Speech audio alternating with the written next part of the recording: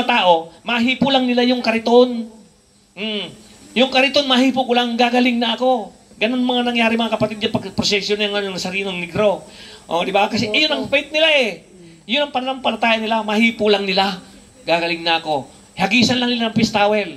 Ipunas doon sa mukha ni negro. O, ibabalik sa yung pistawel. Ipunas mo na rin sa sarili mo. O, di ba? Gagaling ka na. Kasi yun ang faith nila. So, ganun ang faith. Itong faith mga kapatid, ni Iling Woman, na dahil sa 12 taon na siya, ngayon lang siya nakapag-isip na lumapit sa Panginoon Hesus. Bakit? Dahil sa 12 taon na yon, ubos na yung ari-arian ng babaeng ito. Naubos ng ibininta, yung kalabaw niya, yung baka niya, yung kabayo niya, yung ari-arian niya, yung mana niya sa magulang niya. Lahat ng ari-arian niya, naibinta niya na lahat dahil sa pagpapagamot niya. Kaya naubos na. Kaya wala na silang choice mga kapatid, kundi lumapit na sa Panginoon Hesus. Kaya tinawag na 12 taong dinurgo. So nagkaroon siya ng faith mga kapatid. Napansin niya na si Jesus naglalakad. Narinig niya na kasi ang taong ito eh. Parang tayo mga kapatid, matagal na nating narinig ang Panginoon na si Jesus nagpapagaling, pero ini-ignore natin. Di ba? Sa sentral, nagdugawain tayo, nagtutugtugan, nag-aawitan, pero ini-ignore pa rin natin, tuloy pa rin ang barahan natin, tuloy pa rin ang Facebook natin. Ini-ignore natin eh. Oh, parang ganun yung Iling Woman na ito. So, wala na siyang choice eh, wala na magawa eh, kundi lumapit na sa Panginoon. Ganun ang tao mga kapatid. Kung kailan hirap na, kung kailan bagsak na ang kanyang puso, broken hearted na siya, broken family na siya, saka lang siya lalapit sa Panginoon. Pero nung may kasagsagan ng kanyang blessing, nagpapala siya, ayaw niya lumapit sa Panginoon. Pero mga kapatid, ang nakakatakot, baka biglang mag-rapture at tayo ay nihanda. Kung natandaan mo yung message natin ng Miyerkules, pakinggan mo yung message natin ng Miyerkules, yung tungkol sa rapture. Nakikita mo doon mga kapatid, totoo yun. Kung i-analyze mo yun isa-isa, i-analyze mo para mananonood ka ng vlogger diyan sa mga politiko. I-analyze mo mabuti mga kapatid, yung mga binitawang kong verse doon. Maintindihan mo talaga, kapag naiwan ka, talagang kawawa ka.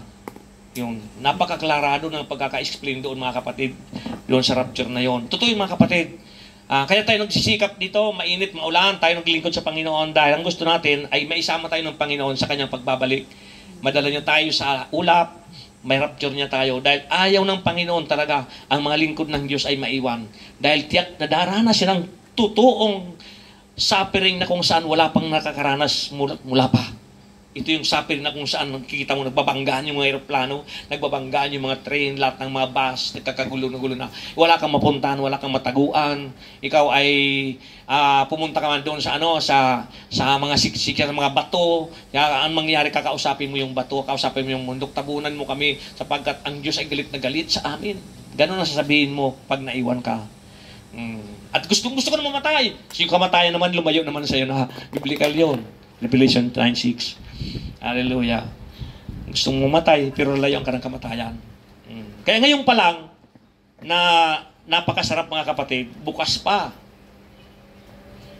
Arko, ni Noah. Kita mo? Bago pinatay ni Panginoon yung mga tao doon, sa panahon ni Noah, di ba niligtas muna si Noah? Bago pinatay ng Panginoon, bago binuhusan ng asupre, ang Sodom at Gomora, di ba niligtas muna si Lot? Kaya lang yung asawa ni Lot, naalala yung business niya eh. Kaya lumingon, kaya naging haliging asin. Sayang kasi yung business eh. Ayun. Ganun magparusan pa ng kapatid. Iligtas niya muna yung mga anak niya.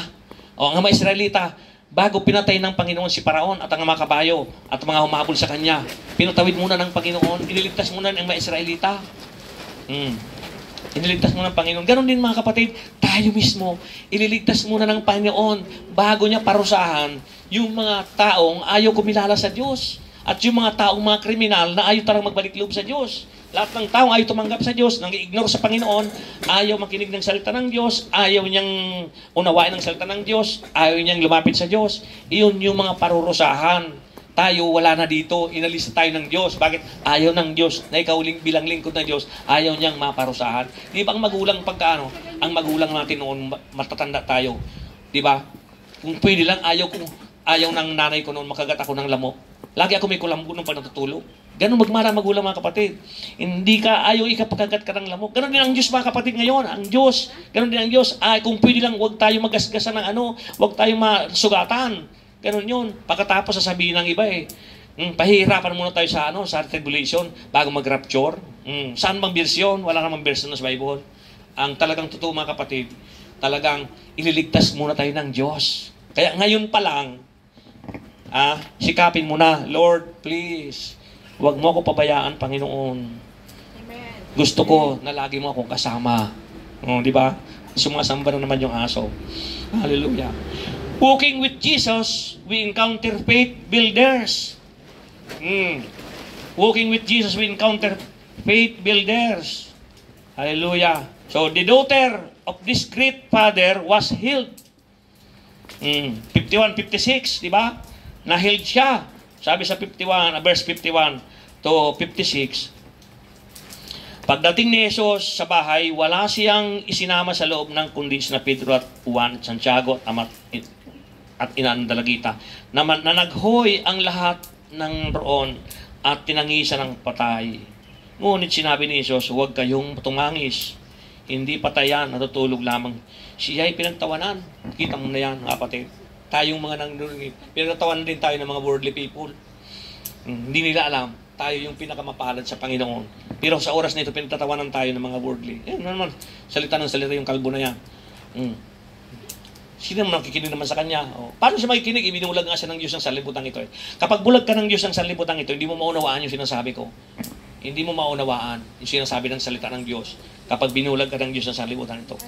Ganun yun mga kapatid. Kaya kung ayaw mo talaga, gusto mo maunawaan ang salita ng Diyos, kahit bulag ka, sabihin mo lang sa Panginoon, Lord, I want to see Jesus.